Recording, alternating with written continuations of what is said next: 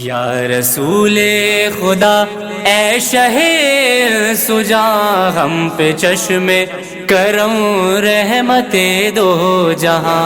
یا رسول خدا اے شہ سجا ہم پہ چشم کرم رحمت دو جہاں. یا رسول خدا اے شہ سجا ہم پہ چشم کرم رحمت دو جہاں. افضل و محترم خاندان آپ کا پنجتن سے سجا ہے مکان آپ کا.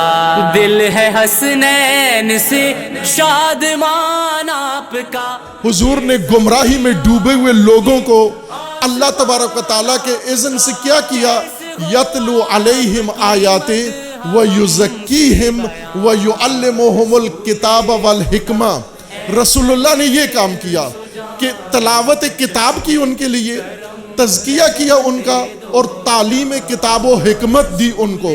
اور یہ ایسا معلم مربی بنا کہ جس نے ضلالت میں ڈوبے ہوئے لتھڑے ہوئے لوگوں کو نکال کر جب یہ تین طرح کی تعلیم دے دی تو قرآن کا خطاب آ گیا کہ کنتم خیر امتن، اب تم بہترین امت بن گئے ہو، اب تم امت وسط بن گئے ہو.